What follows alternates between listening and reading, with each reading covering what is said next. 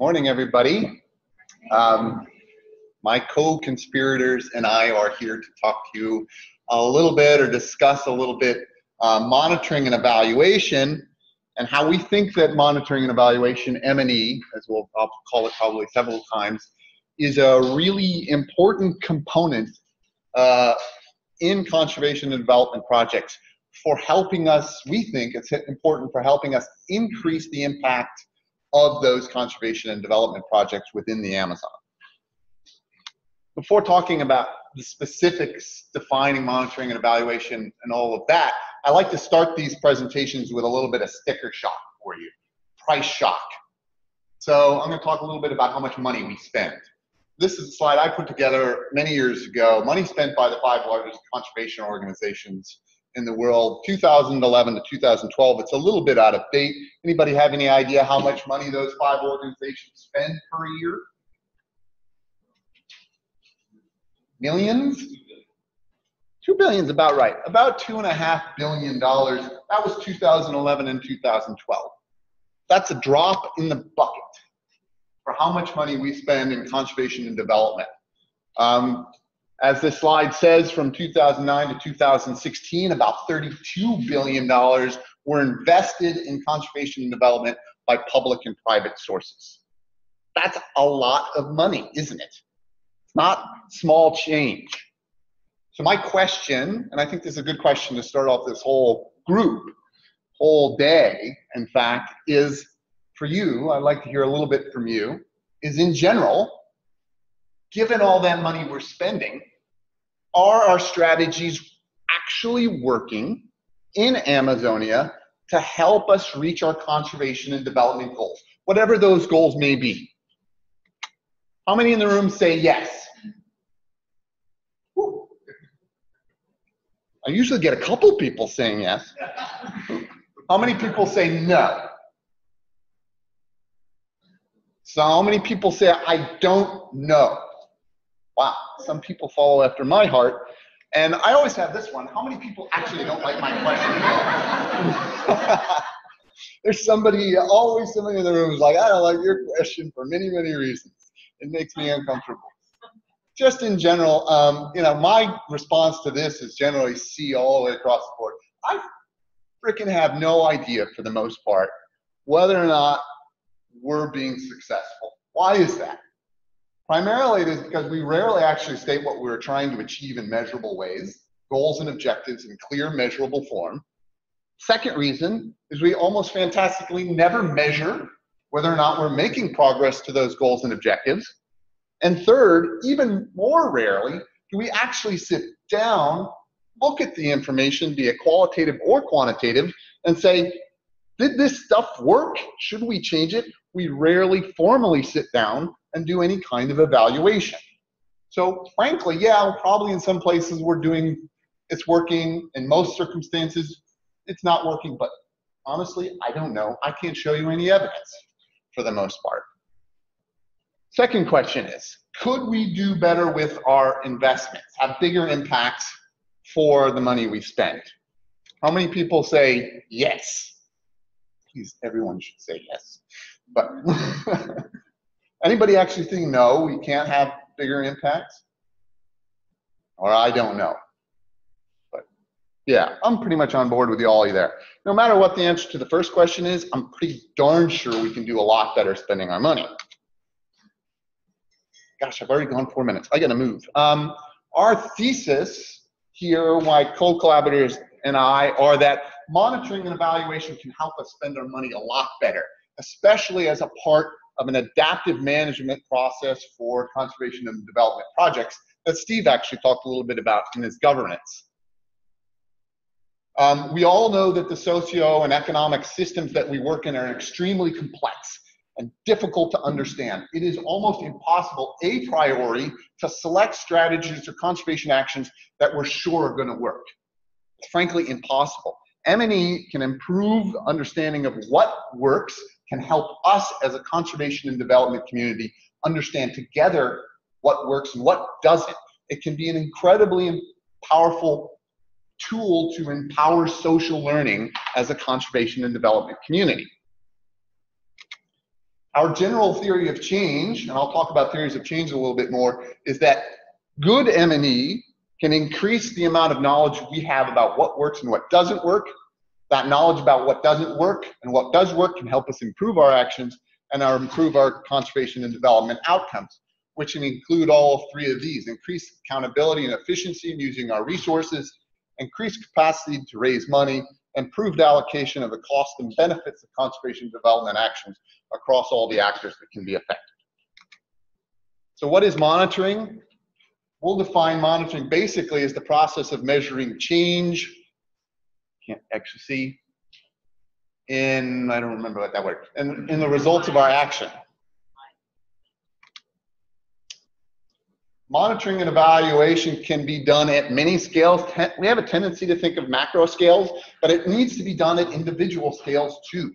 It's actually really hard to learn at macro scales if individual projects aren't doing it well.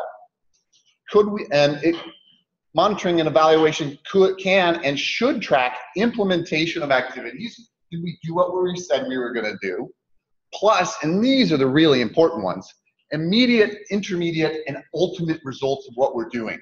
So many projects, when they're designed, simply measure implementation of activities or outputs. How many workshops did we run? How many people came to those workshops? We need to focus a lot more on intermediate and ultimate results within monitoring and evaluation.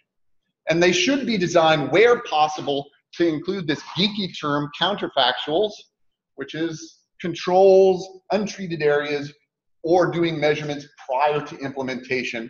And of course, good replication is always important. If you can do counterfactuals and replication, your ability to assess and evaluate whether or not things work goes up orders of magnitude. Evaluation is the formal process to assess whether or not those anticipated or desired results were obtained and why observed changes occurred or didn't occur. Were changes that we saw happen due to our actions, and how much so? That's called attribution and contribution in the scientific literature. An identification of unintended consequences and who's going to pay for those consequences. There's really two important tools emerging in science these days, and in terms of evaluation. One is called impact evaluation, and this is a set of tools with particular emphasis on qualitative and quantitative counterfactual comparisons, comparing places where there wasn't anything going on in terms of conservation and development action to places where there was, or before and after, or both. And then systematic reviews and evidence gap mapping.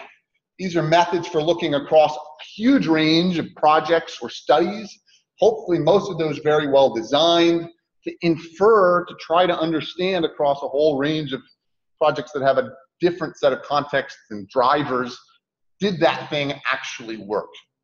So these are two very important tools going on right now. We want to emphasize that monitoring and evaluation does not stand on its own. It cannot stand on its own. It's bad if it stands on its own. It's dependent on good conceptualization of projects and good planning of projects. In particular, development of measurable goals and objectives. If you don't state what you want to achieve, how much you want to get, how can you measure progress? How can you judge whether or not you've made progress? And most importantly, good theories of change. How many people know that term, theories of change? Because of this meeting. This is a term that's thrown around a lot. What is a theory of change? This is the key to good monitoring and evaluation. If you have a good theory of change, you can do this well. A theory of change is simply a description of the anticipated results of an action or strategy. Here's a very general, very simplified theory of change for research. If we do research and we publish our papers, the outputs, research and complete the research and publish the papers, we hope that increased decision makers will have increased knowledge. If they have increased knowledge, then they'll produce better natural resource policy. If there's better natural resources policy, then we'll have better management of natural resources. And if we have better management of natural resources, improved biodiversity and human welfare outcomes. I hope all of you were extremely uncomfortable with that theory of change. It's bad. But it is a theory of change, and it serves to do what it's supposed to do. It helps clarify the threats and drivers. It helps identify important implicit assumptions that need to be made explicit, and they're there, there's lots of them. And it helps identify what needs to be monitored and the best information for evaluations. Good theories of change clearly differentiate between the means and the ends, immediate, intermediate, and ultimate desired results. Here I know my ultimate game is there, I know my outputs, and I know what's going to happen in between. If a theory of change doesn't do that, it's bad. It identifies activities and conditions necessary to achieve those results, or sometimes called assumptions. That first little wild leap of logic that research published in journals is going to increase the knowledge of decision makers.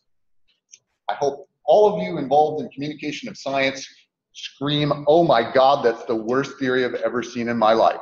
We know that that doesn't happen. And just because policymakers make better policy doesn't mean that they're actually funded and you get good management. Theories of change draw out these assumptions. It's really important. And a good theory of change, the causal logic is very clear. You can go, if this happens, then that happens. And you don't have these wild leaps of faith or breaks in logic. Use theories of change to design good monitoring and evaluation. That was a generalized theory of change. Here's a real example, and Claudia will give you another real example in much more detail. This is a theory of change from British Columbia, where a project is trying to secure the rights and land title for First Nations. It's complex. Theories of change, if they're good, are usually messy like this. It helps projects develop a series of questions that are really important for monitoring and evaluation and understanding whether or not the project works. Like, to what extent does the use of legal cases by First Nations lead to their gaining fisheries management authority? Great question. Needs to be answered. To what extent does implementation of ocean plans in marine protected areas lead to reductions of impacts of commercial fishing? And importantly, to what extent does the reduction of commercial fishing actually lead to conservation of the species that they're interested here, groundfish?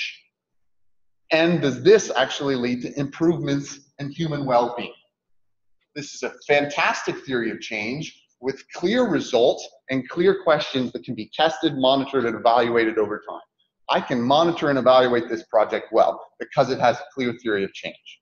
If you don't have the theory of change, you're on bad footing to start with. So Claudia is going to give you a more in-depth example. Okay, well, hello everybody here, change of voice. So what I'm going to present is an example of how we have been using this theory of change framework to try to design an impact evaluation, an on-the-ground evaluation of a very well-known intervention in tropical forests and elsewhere actually, and that's the certification of natural forest management by the Forest Stewardship Council. If I have time, I'll tell an anecdote at the very end. So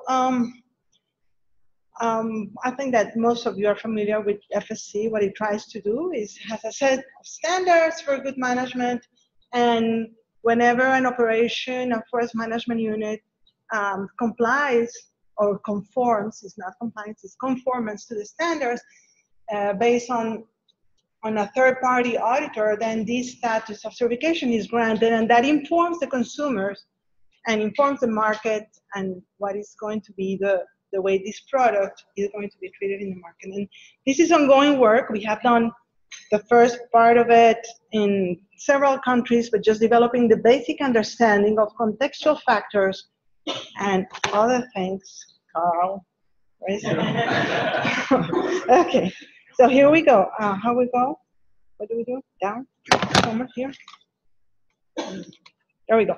So I'm just gonna unpack in a second the Mike Massey and others framework, because he had this evaluation kind of like separate from monitoring. These are other tools for monitoring and kind of like following up the way projects are implemented and programs on the ground.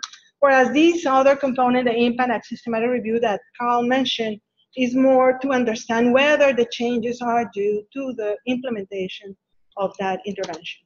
And in terms of market incentives like FSC, this is very widespread in a range of different products, studied more and more, even ecosystem service certification through FSC that is exploring that possibility.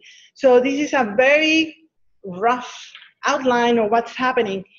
Even if you have a theory of change, it may be really hard to understand how you can design something in order to learn whether the changes on the ground are due to the intervention. Why? So we have the firm, the forest management, make decisions about what kind of management they're going to do. They're going to follow certification or they're not.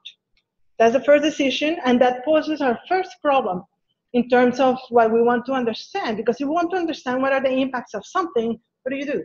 You take the ones that participate and the ones that not participate, isn't it? Well, sure enough, the statistical problem here is that there is self-selection in this intervention. And then you have some bias. And how are you going to deal with that bias? Here we go. Even companies that don't follow certification can achieve this goal of maintaining forest values. And this is not only environmental, but social, economic, and policy. So it's a very complex goal. Also, you have firms that don't get certified once they go through the route of certification in that gray panel there, because they don't comply. They don't want to raise their bar of management. And even worse, there are firms that lose certification, so your control is contaminated. You cannot very well assign how I'm going to construct that comparison group. And there are two different processes that are going to help us understand this. One is the process evaluation, trying to understand whether the implementation of the intervention was done the way it was designed, and whether the theory that underlies, like if I do this and this and this and this and this, I'm going to achieve that outcome or not. So what we have tried to do is to try to use this theory of change framework to outline these two processes and understand how they fit into each other. So it's the theory-based impact evaluation, the process evaluation, and what we defining the scope relates to the fact that we're focusing on natural forests. Clarifying the values is because evaluation is about values, and you have a different range of stakeholders. Not only the forest managers, you have associations of companies, the workers, their communities, their consumers, their researchers, their governments, at the different levels in different places. And then you need to gather that critical mass of ideas and thinkers and formulate that theory of change and adapt it to understand what kind of questions are pertinent, given the contextual factors, given the histories of each region. And then you pose this evaluation hypothesis based on what? Based on these assumptions that we assume that for this and this to happen, we assume that that's true. Well, is it true? Here we go. We pose this hypothesis, test the hypothesis, and examine the threats to validity. Internal validity in the sense that are we really looking, do we have the power to answer that question internally, or whether actually that is a model that can expand to other contexts and other places, and synthesizing that evidence. And on the other process evaluation, we look more like the mechanics, the dynamics. How do these things happen? Who says that this is actually good management? Who is this auditor? Where does it come from? Does he have vested interests? Does it have perverse incentives to be nice? Because if he's not nice, the company is going to say, well, I don't want that guy to come in here. So there is that intricacy and nuances in the process of auditing that needs to be very well understood, integrating these types of knowledge, and then report the findings, of course, and support the use of new knowledge. And at the end of the day, going back with bus hauling, adaptive management, and make things better. So I'm supposed to finish. No, I have two more things to say.